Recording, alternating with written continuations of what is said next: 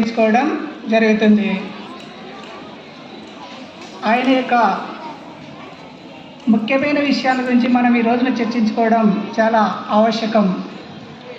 ఆధునిక భారతదేశ పితామహుడు, ఆధునిక భారతదేశ చరిత్రపై చెరగని ముద్ర వేసిన జాతీయోద్యమ నాయకుడు, మహాత్ముని పిలుపు మేరకు న్యాయవాద వృత్తిని వదిలి దేశ స్వాతంత్రోద్యమంలో పాల్గొని స్వాతంత్ర సముపార్జనకై బ్రిటిష్ పాలకులకు వ్యతిరేకంగా అనేక ఉద్యమాలలో పాల్గొని అరెస్ట్ అయి వ్యక్తిగత వృత్తి జీవితాన్ని త్యాగం చేసి త్యాగదండై స్వతంత్ర భారతదేశ తొలి ప్రధానమంత్రిగా ఆధునిక భారతదేశాన్ని నిర్మించి ఆధునిక భారతదేశ చరిత్రలో చిరస్థాయిగా నిలిచినటువంటి పండిట్ జవహర్లాల్ నెహ్రూ 1889 నవంబర్ 14వ తేదీన ఉత్తరప్రదేశ్లోని అలహాబాద్లో మోతీలాల్ నెహ్రూ స్వరూపరాణి దంపతులకు జన్మించారు.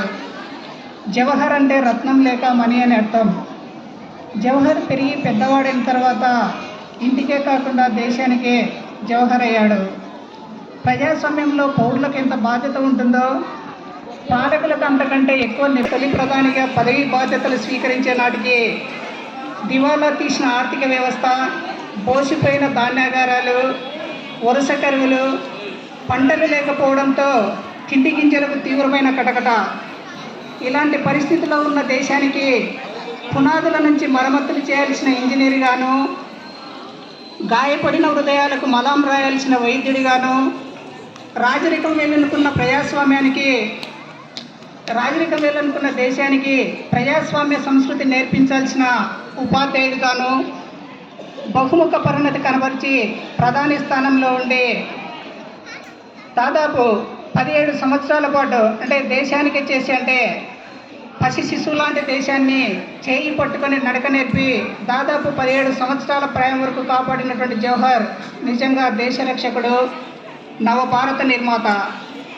1912వ సంవత్సరంలో బంకిపూర్ అనే చోట జరిగిన అఖిల భారత జాతీయ కాంగ్రెస్ సమావేశంలో పాల్గొని గోపాలకృష్ణ గోఖలే ఉపన్యాసాల చేత ప్రభావితుడై వలస పాలకులకు వ్యతిరేకంగా పోరాడి రాజకీయ స్వాతంత్రం సంపాదించుకున్న జాతిని సామాజిక ఆర్థిక స్వాతంత్ర్యాల దిశగా నడిపించే మహత్తర కృతువును సర్వసమర్థవంతంగా నెరవేర్చిన అభినవ సామ్యవాది.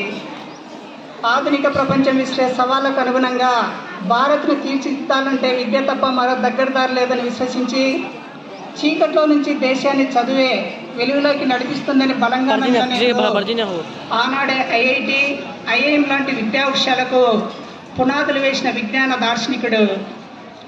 ప్రతి గ్రామంలో 3 సౌకర్యాలు తప్పనిసరిగా ఉండాలని, రాజకీయ కార్యకలాపాల నిర్వహణకు పంచాయతీ, ఆర్థిక వ్యవస్థకు వెన్నెముకగా సహకార సంఘం, చదువు నేర్పే గడపగా పాఠశాల, ఈ 3 ప్రతి గ్రామంలో తప్పనిసరిగా ఉండాలని, భారత గ్రామీణ వ్యవస్థకి ఇవి ప్రాణాధారాలని పల్లె భారతం పట్ల ప్రేమాభిమానాలు చూపిన పల్లె భారత నేత నెహ్రూ.